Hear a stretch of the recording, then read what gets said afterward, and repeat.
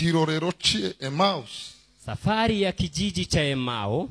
umuntu arutangira ababaye, Mtu anaanza safari hiyo ariko akarusoza nezere, na unaanza safari ukihuzunika, unatamatisha kwa furaha. turaganira ibintu bibiri uyu munsi.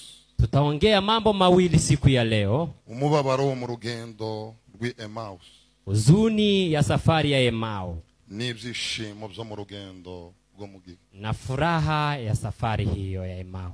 ahantu umuntu atangira urugendo ababaye, Mahali unaanza safari ukihuzunika, ariko akarusoza nezere, na unatamatisha huko na furaha. uru ni urugendo rugaragaza ubuzima bw'umukristo umunsi ku wundi. Hii ndio safari inaonyesha safari ya Mkristo. ongera undamukiriza umuntu mwicaranye umubwire ngo ariko wakwitonze ku rugenzi rutararangira. Mwambie mwenye ako kando yako kuwa mpole, safari bado haijatamatika. wagabanije amagambo ku rugenzi rutararangira. Punguza maneno, safari haijaisha. ku rugenzi rwi Emmaus umuntu Safari ya Emau bado haijatamatisha, ariko akarusoza ari mase. lakini unaanza ukihuzunika, unatamatisha ukiwa na furaha. uko niko tuganira uyu Ni muntu. hivyo tutaongea siku ya leo. aho umuntu atangira rira, Mahali unaanza ukilia, agasoza aseka. unatamatisha ukicheka. aho umuntu atangizanya kubabazwa, Mahali unaanza ukisulubiwa, ariko agasozanya icubahiro. unatamatisha na utukufu. arababwira ngo byari bikwiriye Imefaa ngo ababazwa abone kwinjira mu bwiza. yule ambaye asulubiwa ingie katika uwema. ibi nibyo byari bikwiriye, Yale ndiyo alikuwa amefaa, ababazwe asulubiwe bene yinjire mu bwiza. na ingie katika furaha. igitangira ni imibabaro, Kile ambacho kinaanza ni huzuni, igitangira ni ugusuzugurwa, kile ambacho kinaanza ni kudharauliwa, ariko bigasozerezwa mu bwiza. lakini inatamatishwa na furaha. uko niko tuganira uyu. Hivyo ambayo tutazungumuza. aya makuru Habari hizi abantu benshi ntibayazi. watu wengi hawajui. numenya aya makuru Ukijua habari hizi, uzagira ubuzima bwiza cyane, utakuwa na maisha mazuri, buzarangwa no kwitonda, itakuwa maisha ya upole, kuko ibintu bye mu nzira ya Emmaus birahindagurika. kwa sababu mambo ya njia ya Emau huwa anabadilika.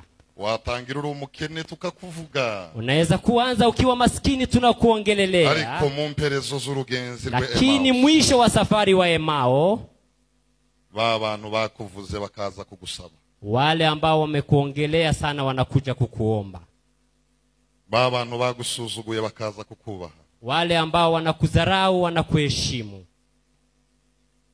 umunsi umwe Siku moja abagabo babiri wanaume wawili mu bigishwa ba Yesu.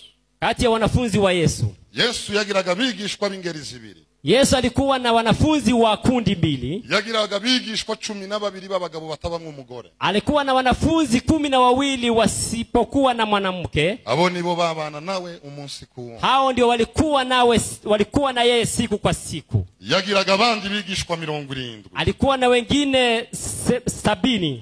babagamwe abagore n'abagabo n'abana bivanga. Kulikuwa na waume na wanawake na watoto pia. Biblia itubwira inkuru z'abagabo babiri. Biblia inatuambia kuhusu habari ya wanaume wawili. bari baravuye ahitwa Emmaus. Walikuwa wametoka huko Emau baza Yerusalemu, wakienda huko Yerusalemu ni Galilaya, na Galilaya. baje gufatanya na Yesu gukora umurimo. Walikuja kuambatana na Yesu kwa kazi yake. abagabo basezera abagore babo, wanaume wakaacha wake wao, basezera abana n'abavandimwe, wakawaaga watoto na wandugu. barababwira ngo tugiye gukora umurimo w'Imana. Wanawaambia tunaenda kufanya kazi ya Mungu. basiga ibyabo n'abana, Wakaacha mambo yao wakaenda. baje gukora umurimo w'Imana. Wakaenda kufanya kazi ya Mungu. Yesu yagiraga icicaro ku nyanja ya Tiberia. Yesu alikuwa na kikao katika bahari ya Tiberia. aho niho edikota ze zaba. Hapo ndio kulikuwa headquarters zake. baza aho hantu, Wakakuja mahali hapo, bakora umurimo w'Imana, wakafanya kazi ya Mungu mu gihe kingana n'imyaka 3 kwa miaka 3 n'amezi 6 na miezi 6. barasize ibyabo, Waliacha mambo yao, barakurikiye Yesu. wamemfuata Yesu. abandi batasize ibyabo, Wengine ambao hawakuacha vitu vyao, bakomeje business bari bageze. waliandaa kuendelea na business zao. umuntu ukurikiye Yesu imyaka 3 nta kazi afite. Mtu ambaye amemfuata Yesu miaka 3 bila kazi, uwundi wasigaye mu kazi ntiwapfa kumufata. yule ambaye amebaki kwa kazi hauwezi kumshikilia. ibyiringiro byabo byari Yesu. Tumaini lao lilikuwa ni Yesu. Igitondo kimwe ibi byiringiro byabo ibipfabusa. Si usibuhi moja hii tumaini yao ikakuwa bure. Wa mugabo biringiye baramufata. Yule mwanaume ambaye wamemwamini wakamshika. Wa mugabo biringiye baramubamba. Yule mwanaume walikuwa wamemwamini wakasulubiwa. Wa mugabo biringiye baramuhamba. Yule mwanaume walikuwa wanaamini wakamzika. Ijoro liraca. Usiku ukacha. Irindi joro liraza. Siku nyingine ikacha usiku mwingine. Umunsi wa gatatu. Siku ya tatu. Ministeri barayishandabura. Kundi lote wakaivunja. Biba ngombwa ko buri muntu wese asubira iyo yavuye. Inabidi kila mtu arudi kwao. Abagabo bava Yerusalemu. Wanaume wakatoka Yerusalemu. Baja Emmaus. Wakaenda Emau. Baja Nisoni. Wakaenda wakiwa na haya. Nikimwaro. Na haya. Abandi bageze kure muri business. Wengine wamefika mbali kwa biashara. Ibi myaka 3 bayimaranye imaze inyuma ya Yesu. Hiyo miaka 3 walikuwa nyuma ya Yesu. None uyu Yesu nawe bamwishe. Huyu Yesu naye wamemuua. Biblia iravuga ngo bataha n'isoni n'umubabaro. Wakasema wakarudi na haya na huzuni. Bagenda bafite intimba n'ishavu. Wakiwa na huzuni. Babazanye umwe abwira undi ati byaje zose none bari barababujije. Wakasema wakiwa ongea kwa wenyewe labda walikuwa wamekukataza. Mureke mbabwire ikintu. Acha niwaambie jambo moja.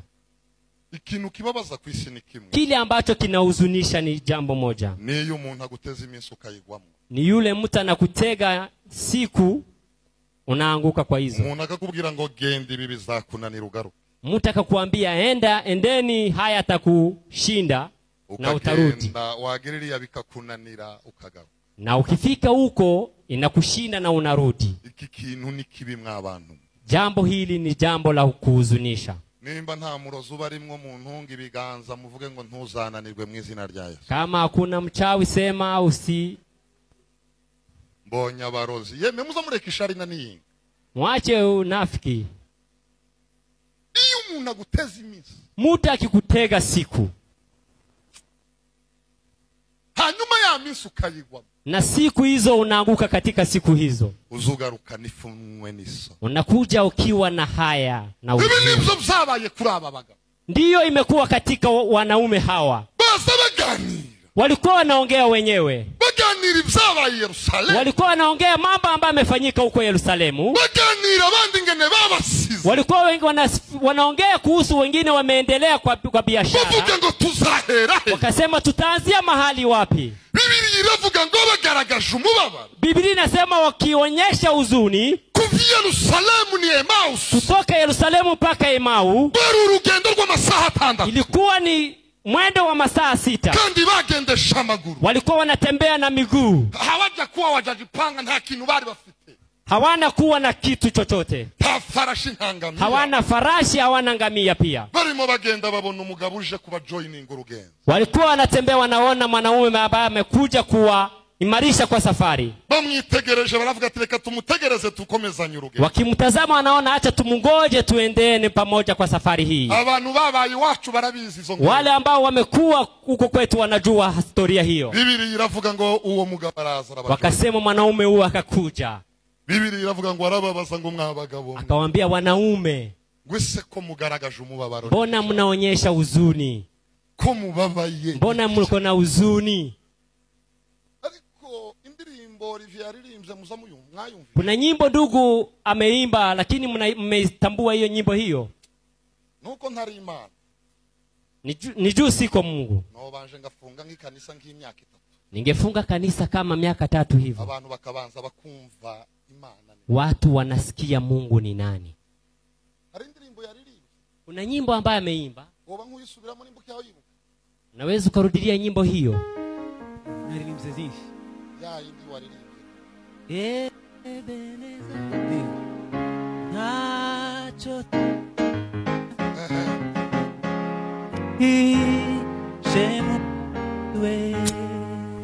Uretse kucyo tubanze tubaza. Acha hivyo tuulizane. Sinzi umuririmbyi wavuze ngo tubwirane ngo amagambo amakuru yo mu rugendo. Tuulizane habari za safari hii. Muze twasi tujinama. Tuketi chini. Tubwirane urugendo tuambiane habari za safari hii twatangije ambayo tumeanza. Acha niwaambie, nimba tuzabanza tukareka amateraniro tukabanza tukavuga ku makuru y'urugenzi twata kama tutaacha ibada ya kwanza tuongee kuhusu habari ya safari ambayo tumeanza, sijui. garuka kuri ya indi ya mbere. Rudilia hiyo ya kwanza. we umure imitima ikwizera Hacho zaba. ntacyo tuzaba kuko twihishe muri we. No ramutse umuntu mwicaranye nimba. Sasa msalimie mtu ambaye kwa kando yako, mubaze nguzi yo verse ngo ntacho uzaba. unamuulize hakuna kile ambacho utakuwa. Hallelujah! Hallelujah! Yo verse right. Unajua kitenzi hicho Ko ntacho uzaba. hautakuwa na jambo lolote. Riko ya baba. Iyo verse uzuyu. Unajua kitenzi hicho cha nyimbo Ko hiyo ntacho uzaba. hautakuwa na jambo lolote. Iyo verse uzuyu. Unasikia kitenzi cha nyimbo hiyo kweli? Iyo mwayi murepeta muzamumviyo. Ukifanya practice mnasikia nyimbo hiyo. Ongera umumbarize umubwire ngo uzuyumva cyangwa ntayo uzaba. Muulize, je, unasikia nyimbo hiyo ama hausikii? None nimba uzuyumva umutima uhagaze nuwi. Kwa nini unasikia na roho yako inasimama? Yeme muri mulano. Mnanisikia kweli? Aba mama muri mulano. Wamama mnanisikia?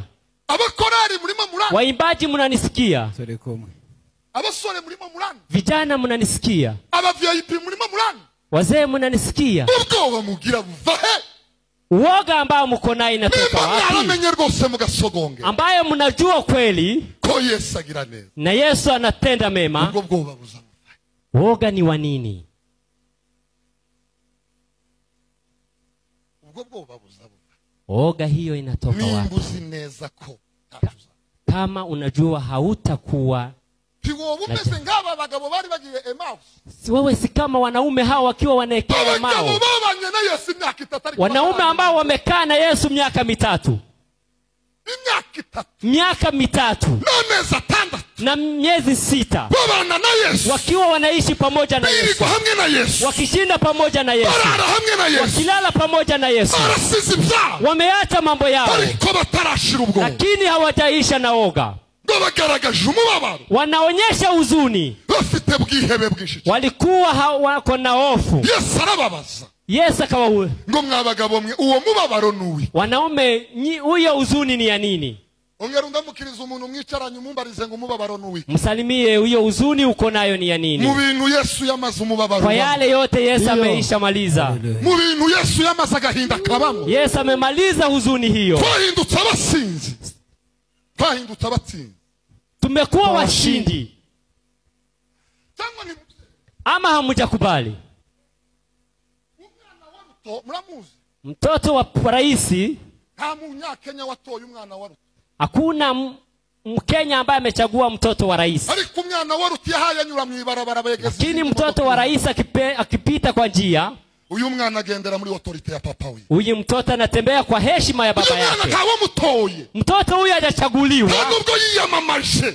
hajafanya campaign, Ariko yagenda agendera mu cyubahiro lakini cya. akienda naenda kwa heshima ya baba Uko yake. niko tugendera mu cyubahiro cya data. Na sisi tunatembea kwa heshima ya baba. Shetani ameshindwa. Hallelujah. Hallelujah. Tugendera mu cyubahiro cya data. Tunatembea kwa heshima ya baba. Tugendera mu bwiza bwa data. Hallelujah.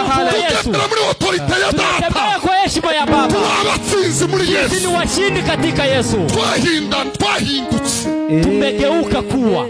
Hari indirimbo mwaririmbye kuri Pasaka. Kuna nyimbo mmeimba kwa Pasaka, Ninayishize kuri TikTok. nimeiweka kwa TikTok. Ivuga ngo amaraso ya Yesu. Imesema damu ya Yesu Ngo yaduhinduye kuba abana b'Imana. ametugeuza kuwa watoto wa Mungu. Abana b'Imana. Watoto wa Mungu. Yegenyeza umuntu mubwira ngo ari kuziso cyangwa ntawuzi. Ongelesha mtu yako kando yako, unamjua baba yako kweli? Ndio. Uziso cyangwa ntawuzi. Unamjua baba yako ama hamjui? Tuyibwirane se. Tujitambue wenyewe kwa wenyewe. Tujitambulishe wenyewe kwa wenyewe. Mwaba papa mwe muziso. Wazee mnamjua baba yenu. Mwabasore mwe muziso. Vijana mnamjua baba yenu. Mwabanyabwoba mwe Nyinyi wenye muziso. hofu mnamjua baba Ni yenu. umugabo uvuga bikaba. Ni mume ambaye Ni anasema umugabo utegeka inawezekana. bikemera. Ni ule ambaye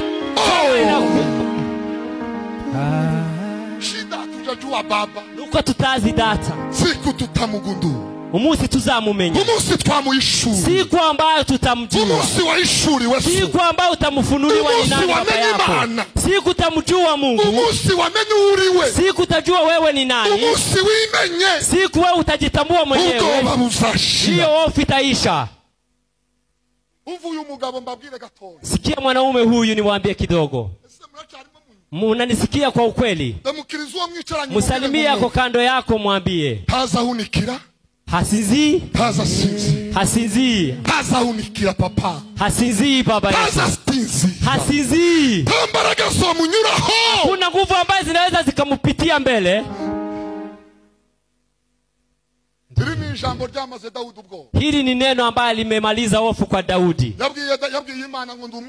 Amemwambia Mungu, mimi ni mchungaji wa kondoo. Kile ambacho kinakuja kukula kondoo ni lazima kipite kwangu. Nagombanisha mbele kifike kwa kondoo. Wewe ni mchungaji wangu. Hakuna kile ambacho kitafika kwako. Hakuna nguvu ambazo zitapitia mahali siku. Wewe ni mchungaji wangu. Hallelujah! Hallelujah! Hallelujah! Wewe ni mchungaji wangu. Msalimia ambaye kwa kando yako. Mwambie uko na mchungaji. Baba mko na mchungaji. Boma zenu ziko na wachungaji. Toto wenu wako na mchungaji.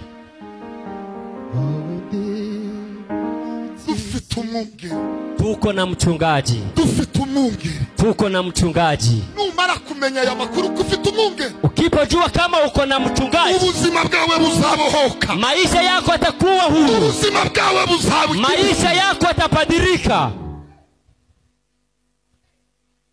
Uri umungeri wa. Wewe ni mchungaji wangu. Hakizanywa kitakugeza. Hakuna kile ambacho kitapita kwangu. Uzangwanirira. Kitanipigania. Acho tuzaba papa bamuvuga gusa. Acho tuzaba kuko twishe muriwe. Acho we. Acho tuzaba kuko twishe muriwe.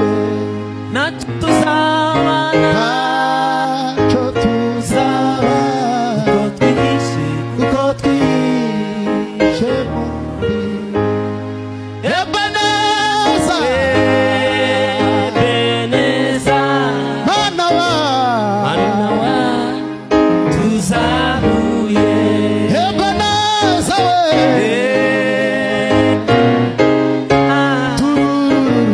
Manawa, tuzabuye. Babagabo babiri.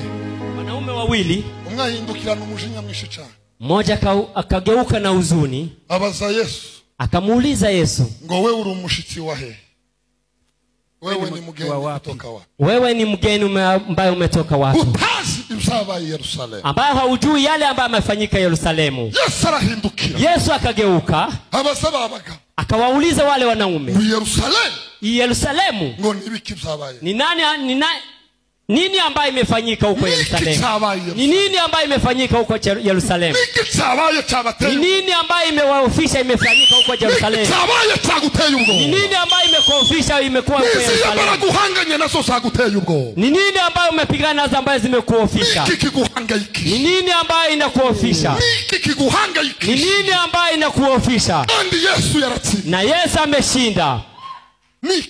Ni nini ambayo? Ni nguvu gani ambayo? Ni maneno magani ambayo yanasababisha usinzi? Ni maskini gani ambayo inasababisha usinzi? Niwaambia juzi, wale ambao wamemjua Mungu wakifika katika shida, hawaoni shida, wanaona ushauri, wanaona yale ya kuongelea, yale ambayo tunapitia ambayo ni magumu kwetu. Atakuwa shahidi kwetu. Hiyo habari ambayo tunazo. Muda hii tunayopitia. mu bihe turi gucamo. Hii ni historia ya jana. Aya ni amateka y'ejo. Tutaiongelea kama hadithi. Tuzayavuga nk'imigani. Ushuhuda tunayo. Ubuhamya dufite. Ni vita tunayopitia. Ni intambara twanyuzemo. Bila vita hakuna ushuhuda. Tudafite intambara nta buhamya. Bila vita hakuna ushuhuda. Tudafite intambara nta buhamya. Vita tunayopitia. Intambara ducamo. Ndio ushuhuda wa kesho. Nibwo buhamya bw'ejo. Yale yanayoonekana kama machungu. Haleluya. Kesho yataonekana kama ushuhuda. Yale ambayo tunapitia. Haleluya. Haleluya. Hakindu fitecho kuvuga. Hakuna jambo unalo la kuongelea. Ni maisha hii ambayo unatembea nayo. Kama leo unapokosa cha kupea watoto, nimbo wabuzichuha abana, kesho itabaki historia. Ejo bizasigara ari amateka. Kama leo wewe ni mgonjwa, nimba none urwaye, kesho ni historia. Ejo ni amateka. Kama leo wewe ni maskini, wewe ni murumukene none, kesho ni historia. Ejo ni amateka azavuga. Tunayo ushuhuda. Dufite ubuhamya kupitia vita. Kunyutiye mu ntambara ducamo. Mbakubwire nshuti, vita ya Mkristo, intambara z'umukristo, ushuhuda wa kesho, ubuhamya bw'ejo. Haleluya. Haleluya. Haleluya. Haleluya. Hatuna ushuhuda nyingine. Ubuhamya niki isipokuwa vita. Atari intambara ducamo. Acha watu wakusengenya. Reka abantu bakuvuge. Hayo ikisha pita, ayo nibimara gutambuka, itabaki ikiwa historia. Bizaguma ari amateka gusa. Biblia inasema ya kwamba, Biblia ivuga ngo Yesu alisulubiwa msalaba. Yesu yaratotwejwe ku musaraba. Ili leo tupate cha kusema. Kugira ngo uyu munsi tugire icyo tuvuga. Asingesulubiwa, iyo ataza kubamba, hatungepata cha kunena. Nta jambo twari dufite. Sikia nikwambie, umbakubwire nshuti, shida Ayubu, shida za Ayubu, ibigaragazo bya Yobu, shida za Ayubu, ibigaragazo bya Yobu kimetupea cha kusema. Yaduhesheje kuvuga. Sisi wainjilisti, twebwe abavuga butumwa, Ayubu asipopitia shida, iyo badaca mu ntambara, hatungepata cha kusema. Twari dufite ijambo, twari kuvugika, tungeongea nini? Iyo badahura n'ibya Yo Ayubu angepitia shida, tungeongea nini? twari kubabwirika, tungewaambia nini? Amen. Haleluya. Yeganyezuwa mwicaranye, mtingise ambaye ako kando yako, mubwire ngo nta bibazo mfite, umwambia sina shida, mfite ubuhamya, niko na ushuhuda. Haleluya. Haleluya. Haleluya. Haleluya. Hey! Atukuzwe.